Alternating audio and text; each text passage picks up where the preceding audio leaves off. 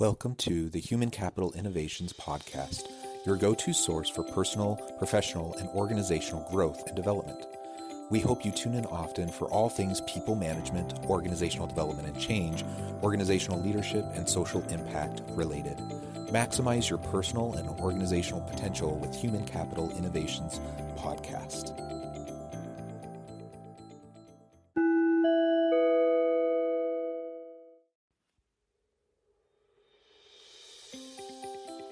Welcome to the Human Capital Innovations Podcast. In this HCI podcast episode, I talk with Garrett Blair about leveraging virtual communication to influence and change the world.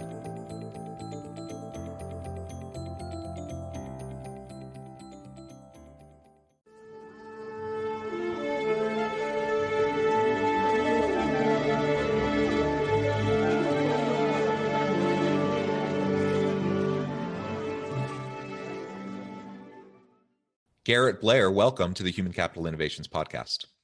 Thank you. I'm thrilled to be here. This is exciting. Yeah, I'm thrilled too. It's always fun to meet new people with new different backgrounds. And I interview a lot of people on this podcast, and your take and your focus is slightly different than what we normally focus on. But I think it's also very, very important. And so I'm excited to have this conversation and share it with listeners today. We're going to be focusing today on leveraging virtual communication to influence and change the world. And you bring expertise in live virtual communication and all of the trainings and workshops that you do in that space. And I think especially considering we're still in this pandemic and we're still largely and predominantly communicating with people in virtual settings like you and I are right now. Yeah.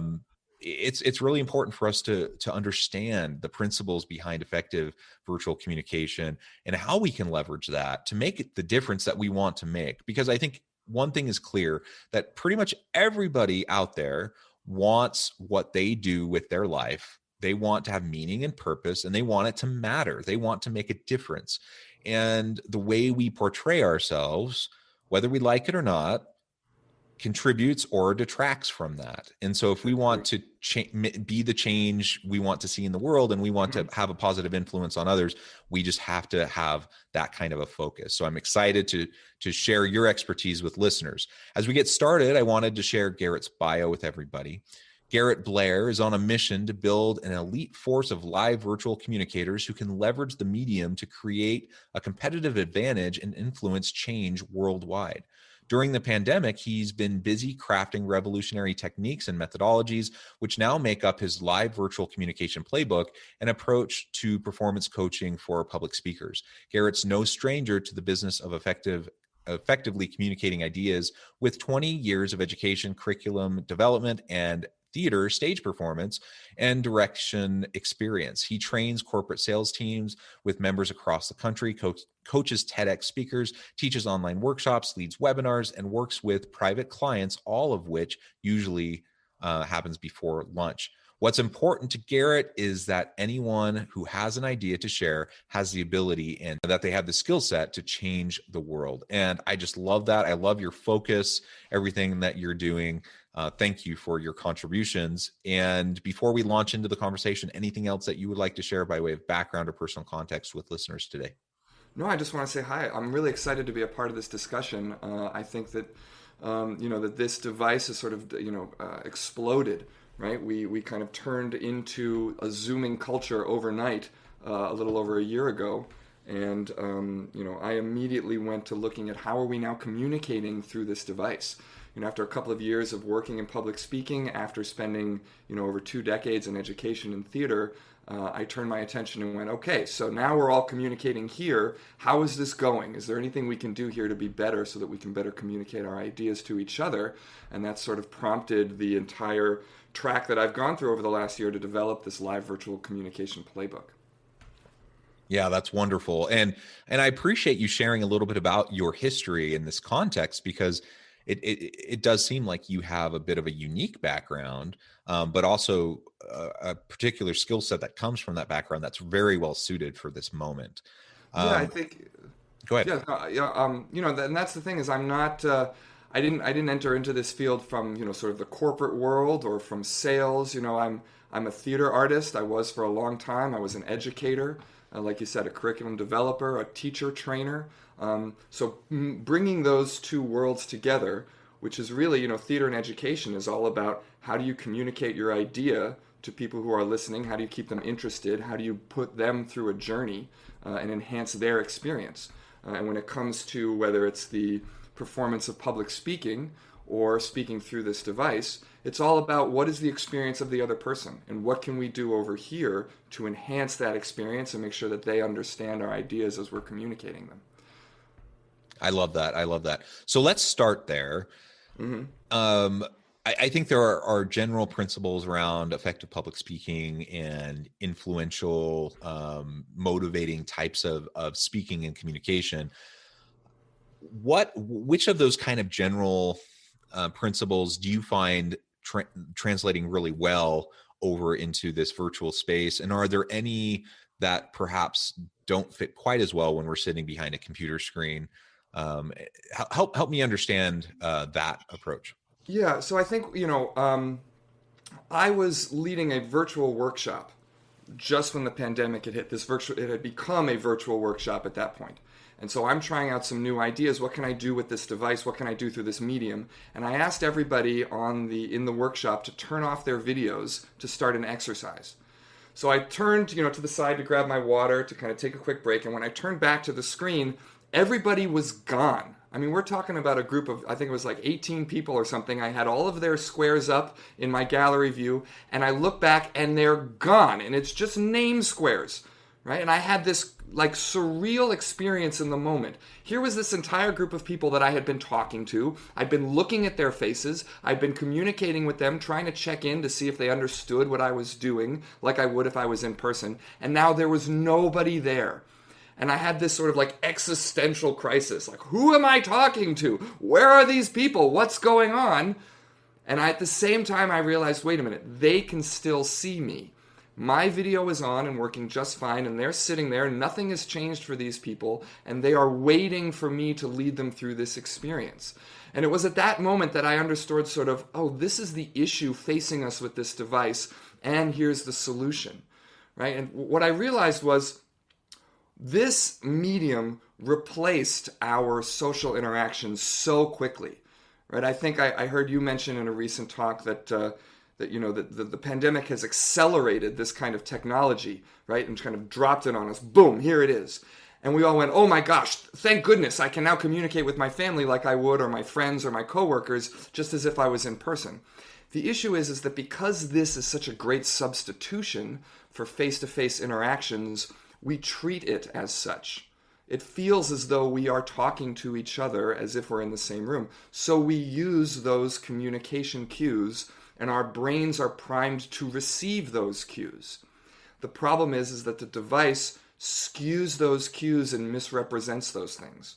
So for instance, very simply, if I look at your face on my screen and talk to your face, well, I mean, what do you see me doing? Do you see me looking at you, or does it look like I'm looking down, Jonathan? It looks like you're looking down somewhere else. Right. So, but I feel like I'm looking at your face.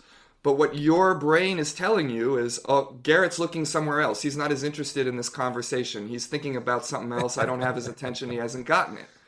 So our brains are interpreting that cue because the device has skewed that information. And yet our intellectual side is going, no, he's looking at you, right? He's part of this conversation. And that struggle between the interpretation of communication cues and our brains going, no, it's okay, he's listening. That struggle is what I think contributes a great deal to our Zoom fatigue and is one of the things we're not talking about. Right? We're not talking about that misrepresentation of cues. And there are a whole host of communication cues that we use that through the device get misrepresented. So what I started to do was go, okay, as a theater artist, as an educator, I'm always concerned about the experience of the other person. Well, what if everything I do on my side of the camera is 100% about their experience? So I'm going to look into the camera, and we hear that all the time, but it can't be stressed enough. Look into the camera. Why? Because now you see me looking at you. right? And that communicates my intention. It communicates eye contact, major foundational cue of communication. And then from that, I built this live virtual communication playbook, which adjusts a lot of our cues, a lot of our communication behaviors to account for the device so that we can enhance the other person's experience, right? If your experience of me is stronger, if you're more engaged, if you're more compelled because of how I'm interacting with the computer, then I'm doing a better job of influencing you, of changing your mind, of giving you an experience that's going to affect our interaction. And so while I see a whole lot about how to take breaks, how to make sure that you're mitigating your Zoom fatigue, how to have better Zoom meetings, what we're not talking about is the fact that we have missed the boat in a way on creating that etiquette and that playbook for this medium. We have etiquettes and playbooks for everything, whether it's your phone or your email, text message, TikTok, social media, all this stuff. We now know how do we interact, but we haven't done that here. And I think that's a really important discussion to have. Yeah, that's a really good point. And I was just reading something, it was probably just last week, about turning off your own video, or not so other people can't see you, but so that you can't see yourself. And that the value that can actually have in reducing Zoom fatigue. And it's like this natural human nature draw, for you to look at yourself when you're on the screen, right? So right now, the way I have this set up, because we're putting the video on YouTube, so the way this is set up, we're side by side. So if I'm looking at you, then I'm not looking at the camera. If I'm looking at me, then I'm not looking at the camera. Now, I actually have some glare on my glasses, so it's probably a little bit difficult for you to see anyways. But either way, like if I'm not looking at the camera, then it seems to the person on the other side that I'm not paying attention, fully invested in them, paying attention to them, giving them my full focus. And so that's just one more element that actually is fairly easy to adjust. We can adjust and tweak the settings in our Zoom or Teams or whatever, so that our picture is minimized. We can see everyone else. Then we aren't tempted to like stare at ourselves or notice when we make a weird expression, or like if we need to scratch our nose or whatever, right? And then all of a sudden that isn't the focus, because it's not about us. It's about the people that we're communicating with. Right. I think it's surprising how much we want to look at ourselves and be like, how do I look? Oh, I'm talking to myself. You look great. Aren't you a stunning little guy sitting right there? We really do. And actually in my course, I address certain software features. I have sort of Garrett's suggestions of shoulds and shouldn'ts. And one of the things I suggest is to hide your self-view for that very reason, right? We are distracted to look at ourselves. Now, the other side of that coin is once you don't see yourself long enough, sometimes we forget that we're on video, and so then we do start scratching our nose and playing with our beards, or sitting off to the side or looking away. So there is a give and take. Or worse, right? Or worse, right? I stand up and you can see that I'm just in my boxers this morning, that kind of thing. So there is, I do encourage people to turn off their self-view so that you can focus directly on the person who you're talking to or the group. But then every now and then pop it back on. Make sure you're still in frame. Make sure that you remind yourself, oh yeah, I've still got to be here and present myself in a way. So that's one of the things I talk about in my course, along with several other shoulds and shouldn'ts that I suggest when it comes to the software. Yeah, awesome. So a couple other just real quick kind of practical things I think that we can address, and then let's talk more about the influence, being an influencer and a change maker via the communication that you're trying to get across to people.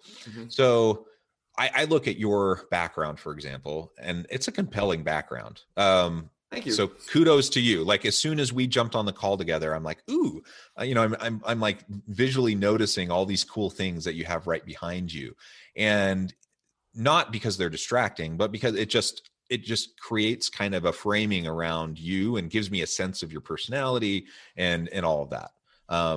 Speak to that a little bit, and then you can feel free to critique my background, because my background is not nearly as compelling as yours.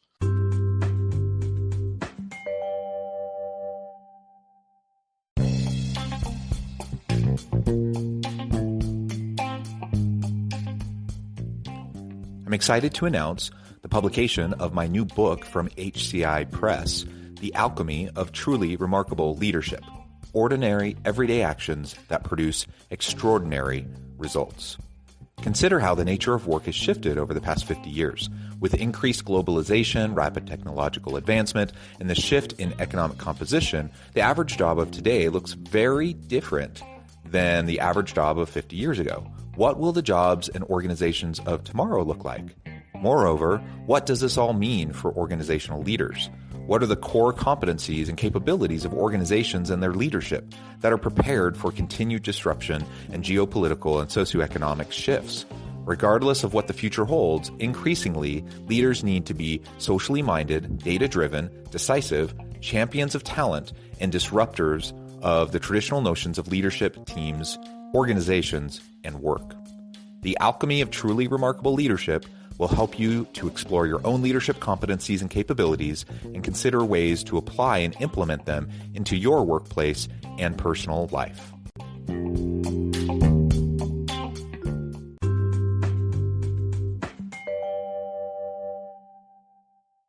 Well, so background is one of the main things I tackle, and I have a method I call it the PALS method, and it stands for perspective, angle, lighting, and story. Right? And it's all about what are the things you need to do to create a background that actually invites people in, right? And thinking about your background as your virtual handshake. So the moment I turn my screen on and you see my frame, that reaction that you just described is exactly the reaction I'm going for. And in terms of the stuff that's in my space, thinking about two questions that I ask is, one, what do you want the other person to think about you, right? I want you to think that I am blank. Right? And the other question is, when you see my frame, what kind of experience do I want you to have? I want you to feel. And again, I feel blank. And again, those two questions are based in what is your experience of me? And of course I want to feel comfortable, but it's all about enhancing your experience.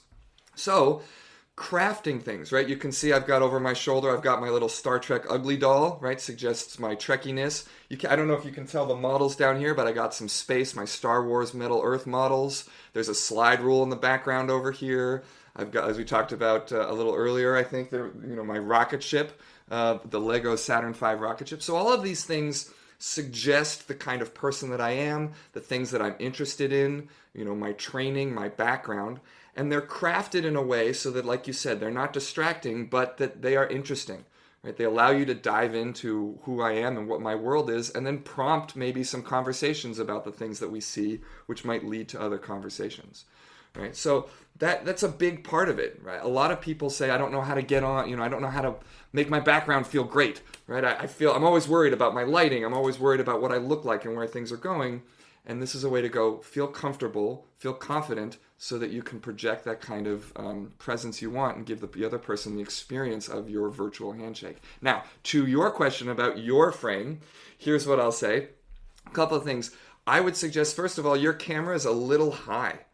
So if there's any way that you could, I'm sort of looking down at you a little bit, right? Which isn't terrible. But anything that we can do to sort of bring our camera to eye level is what we're going for. I like that you've got this shelving unit over your back, over your, I think it's your right shoulder there, with some interesting trinkets and things. So I think just lowering the camera and allowing us to see that a little more. And then I might even adjust your camera slightly so that the shelving unit is slightly more behind you instead of off to the side, but still at that angle. So doing that, we've created this perspective of inviting you in here, right, to this depth. Think about the fact that we are a two-dimensional image on a screen, and if we sit in front of a flat background, that's going to enhance that two-dimensionality. So giving ourselves that perspective, which you've achieved there. We want our cameras to be at an eye level, our lighting from the front, which you're achieving. And I'll say, you've got your glasses on. I had a client the other day who has the same sort of glasses and the glare, and what they did was they ended up moving their frames up above their ears a little bit more. So the frame of the glasses kind of tips down a little bit. Yeah. And that way you mitigate the reflection, and so, then that was their way of sort of changing the glare in their glasses. Well, thank you. I appreciate those tips. Very good. And I have to admit, anyone who listens to this podcast knows that predominantly, not exclusively, but predominantly, I record all of these episodes in the corner of my bedroom because I'm just here, during the pandemic. My wife is working from home. I have 6 children who are schooling from home. Goodness. And so, I have a home office, but it doesn't have a door, and so I need to be able to shut the door. So I end up in my bedroom in this corner, and it's probably not ideal, but it works, and I'm making the most of it. And which Well, and raises a question for yeah, me, actually, because all your tips, I think, are well, I understand those, and I think those are great ideas. I'm wondering, because I interview people and I have a lot of interactions with people where they have the virtual backgrounds, and sure. I've toyed with that a little bit. Hmm. Ultimately, for me, I've decided I don't really like the virtual background because it's just not a perfect, Right. like you just see the Yeah, fuzziness, and exactly. so I've decided I didn't want to do that, but I have no Mhm. problem when other people do it. What's your take on that? Well, again, that, going back to my shoulds and shouldn't suggestion list, that goes in the shouldn't column. And for the same reason, right? It ends up being sort of a distraction. You see the sort of shimmering edge, as your software is negotiating your image in the background. Now, that isn't to say that if you don't have a space, from which to video chat from, and really when we're talking about space, like you said, like one corner of a room. I had a client who found a spot in his bathroom, right, that he was able to turn into his virtual spot when he needed to do presentations. Nobody knew he was in his bathroom, but he managed to find this one little spot that created this really nice look in his frame. So it might be your bedroom, it might be a closet, it could be the side of your kitchen. So find that one corner where you can create some perspective, and that allows you to create that space. Now, if you don't have a space like that, like you say, you've got 6 kids running around, your wife is working from home, where can I put myself to do my work? Sometimes a virtual background is necessary. And my suggestion is to really do some work to make sure that the virtual background communicates what kind of information you want it to communicate. Don't just throw up that standard office look in Zoom, right? Go through, find the room that communicates, this is kind of my personality. I have someone who is doing all of their work and all of their Zooming from their closet. That's the space where they can be. And instead of looking at all their clothes, they've put up a green screen and they've gone through and they've found a really good virtual background. And about virtual backgrounds. Please make sure that your virtual background looks as if it's shooting straight, the camera is looking straight at you. A lot of virtual backgrounds make it look like the camera is shooting up at you and you see the ceiling. And that creates that sort of upward angle, which is a little uncomfortable after a while. So whatever virtual background you're looking for, make sure that it is a straight on perspective. And then do the work to make sure it's clean, it communicates who you are. And this person is also, they've added their sort of company logo as a picture on the wall, like creating perspective. So they've done the work to make the virtual background something that they can use. So if you need to do that, make sure you put in the work and effort to make sure it communicates who you are and that it's clean. That's my suggestion for the virtual background. Yeah, well, that's wonderful. All right, in our last few minutes together, I thought let's pivot now. Yeah, You've already mentioned this several times throughout our discussion about the ability to positively influence and sure. drive change, and that happens through the way we communicate. And I think we all know that, but we also find ourselves in the grind day in and day out of like being in all these meetings and kind of jumping from one meeting to the next. And I think it's really easy for us to just forget or lose our focus Yeah, on how we're portraying ourselves and what that means for how others receive our message, right? yes, right. And we don't, I don't want to go to pointless meetings. Mm-hmm. I don't think anyone does. When you're not in the room with somebody though, and there's a screen, it's very easy to forget how Yeah. I'm being visually perceived, how that's going to influence how others, perceive my message. So what takeaways would you have for us, about what we can do to increase our influence, increase our ability to be change makers? Because I think that's really what we all want to accomplish within our Yeah. teams, our workplaces, anyone we interact with. I saw a post about an article about meeting strategy, and the person who posted their comment was, "Don't go into a meeting without knowing what must be different when it ends." Right, which I thought was brilliant. It framed any interaction, any meeting as a journey. All all change, all influence is the result of a journey. People don't just go, oh, yeah, that's a good idea. I should do that, right? Intellectually, we may know the argument is sound, but what makes us change our mind, what really influences people, is the experience that they go on. You know, we're hearing a lot about using story in conversations. Story is going to sell your product. Story is going to have, and it can't be overstated. It's not just the anecdote of story, it's the structure of story. So as you go into an interaction, how can you frame this is where we are now? This is the problem that we have. This is the journey we're going to go on, and this is the revelation I see about how we can change our world. Giving everyone a journey, going through an experience, that is what is going to compel people to change their minds and follow you. So when I look at this sort of live virtual communication training, as I've said, for me, the entire premise and foundation of this training is everything I'm doing on this side of the camera is about the other person on the other side.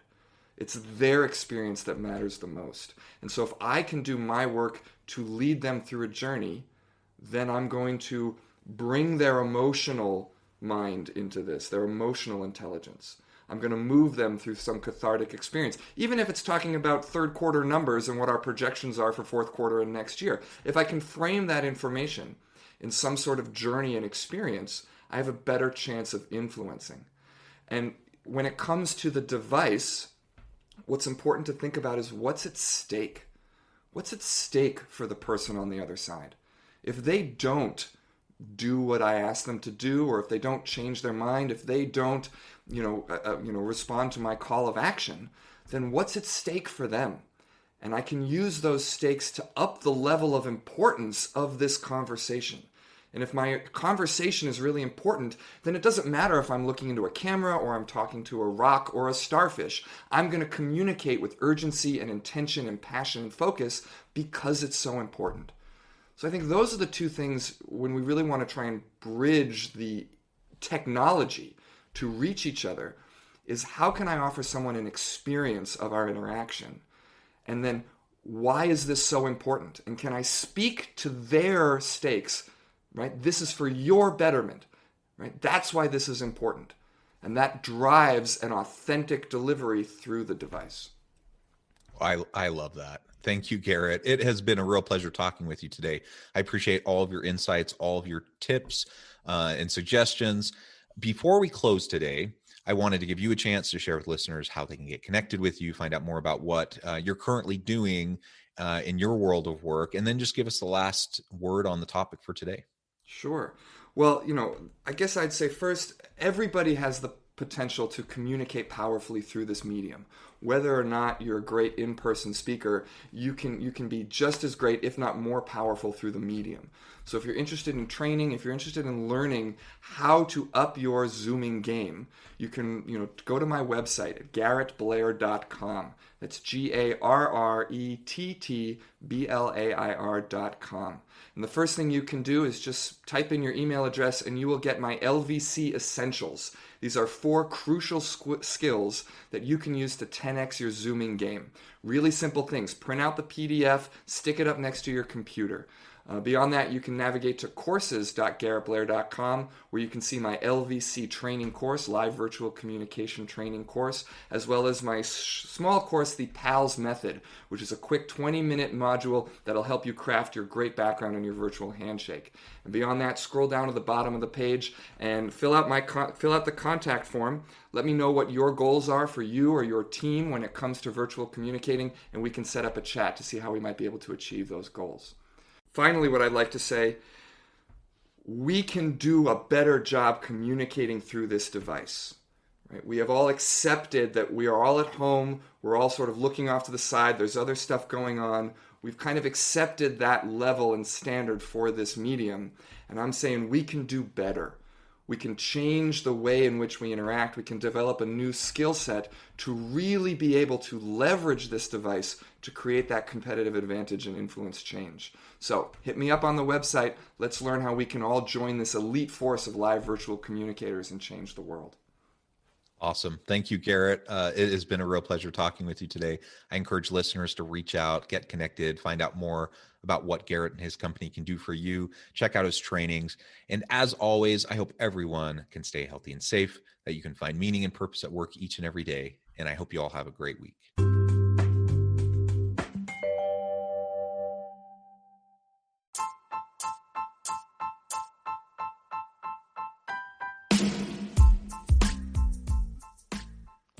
We are excited about the launch of HCI's new magazine, Human Capital Leadership.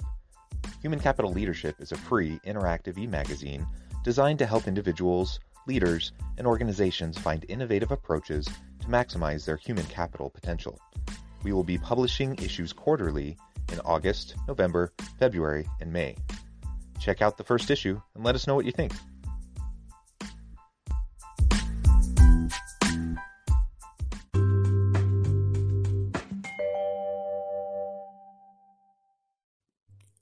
Thanks again for joining us for this episode of the Human Capital Innovations Podcast. I hope you stay healthy and safe and that you have a great week.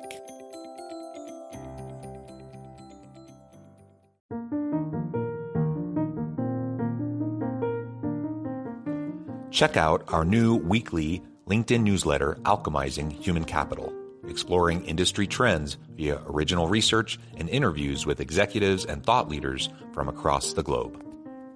We look forward to having you join us.